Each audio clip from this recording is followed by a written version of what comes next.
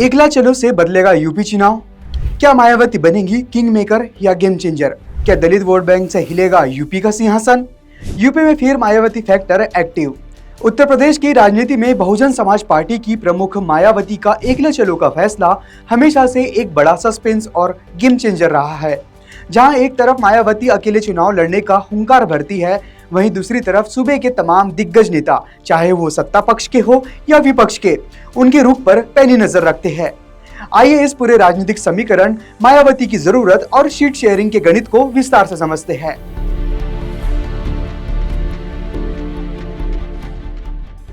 नमस्कार, मेरा नाम है आयुष और आप देख रहे हैं ओएनओजी न्यूज।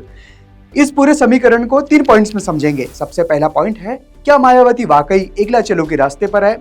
अगर कहा जाए तो हाँ, रणनीतिक रूप से कहा जाए तो एकला चलो के रास्ते पर मायावती आगे बढ़ रही है। मायावती का अकेले लड़ने का फैसला कोई मजबूरी नहीं है, बल्कि एक सोची समझी रणनीति का हिस्सा माना जाता है। मायावती का मानना है कि उनका पारंपरिक यानी कि दलित वोट बैंक गठबंधन के दूसरे साथी को आसानी से ट्रांसफर हो जाता है, लेकिन दूसरी पार्टी का वोट बसपा को ट्रांसफर नहीं हो पाता। लगातार गिरते वोट शेयर के बीच गठबंधन करने से बसपा की कैडर बेस्ड राजनीति कमजोर होती है। अकेले लड़कर वह अपने कोर वोटर को एकजुट करना चाहती है। दूसरी ओर जब बसपा अकेले लड़ती है तो त्रिकोणीय चुनाव हो जाता है, जिससे विपक्षी वोटों का बिखराव होता है और इसका सीधा फायदा या नुकसान उसके प्रतिद्वंदी को देखने मिलता है। इस समीकरण का दूसरा पॉइंट है कि चारों नेताओं को मायावती की जरूरत क्यों है। चारों नेताओं में कौन कौन? इसमें है अखिलेश यादव, राहुल गांधी, चंद्रशेखर रावण और योगी आदित्यनाथ। उत्तर प्रदेश में दलित वोट बैंक लगभग 21 से 22% सत्ता की चाबी है। इसमें से जाटव वोट बैंक करीब 12 से 13% आज भी काफी हद तक मायावती के साथ मजबूती के साथ खड़ा नजर आता है। यही कारण है कि चारों बड़े चेहरे उनके रुख को लेकर गंभीर नजर आते हैं। ये भी जान लीजिए कि आखिर मायावती इन नेताओं की जरूरत क्यों है। इसके समीकरण में बात करें तो अखिलेश यादव पीडीए समीकरण से काम करती है। पीडीए मतलब पिछड़ा, दलित और अल्पसंख्यक। अगर मायावती साथ है या कमजोर पड़े तो विपक्ष का वोट एकजुट होकर भाजपा को हरा सकता है। वोटों का बिखराव रोकना अखिलेश की सबसे बड़ी प्राथमिकता है।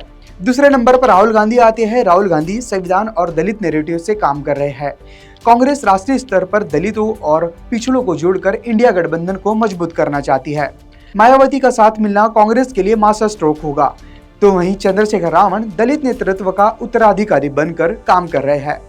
चंद्रशेखर खुद को एक नए दौर का दलित मसीहा स्थापित करने में लगे हुए हैं।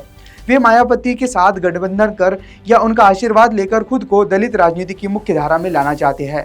और आखिर में योगी आदित्यनाथ, जो विपक्ष के वोटों का बिखराव करने में लगे हुए हैं। भाजपा जानती है कि अगर मायावती अकेले चुनाव लड़ती है तो विपक्षी खासकर मुस्लिम और गैर यादव ओबीसी वोट बढ़ जाती है, जिससे भाजपा की राह बेहद आसान हो जाएगी।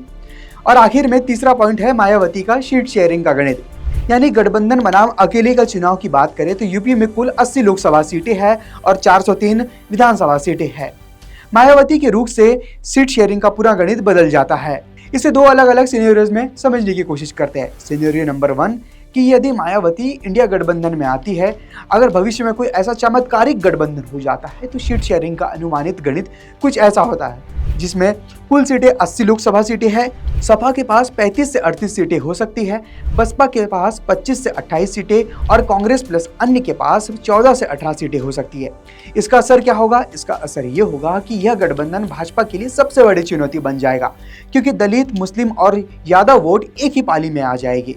सिनेरियो नंबर 2 ये है कि यदि मायावती एकला चलो यानी कि अकेले चुनाव लड़ती है तो मामला त्रिकोणीय या चौतरफा हो सकता है भाई, जिसमें एनडीए सभी 80 सीटों पर, इंडिया गठबंधन जिसमें सपा और कांग्रेस भी सभी 80 सीटों पर चुनाव लड़ेगी। इसके अलावा बीएसपी भी सभी 80 सीटों पर अकेले ही चुनाव लड़ेगी।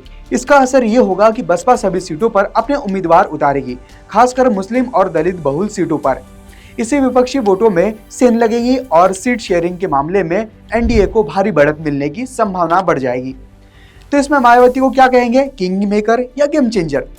मायावती भले ही आज उतनी मजबूत स्थिति में न दिख रही हो जो 2007 में थी, लेकिन यूपी की राजनीति में आज भी उनका 10 से 12% का साइलेंट कोर वोट बैंक किसी भी पार्टी का खेल बनाने या बिगाड़ने की ताकत रखता है।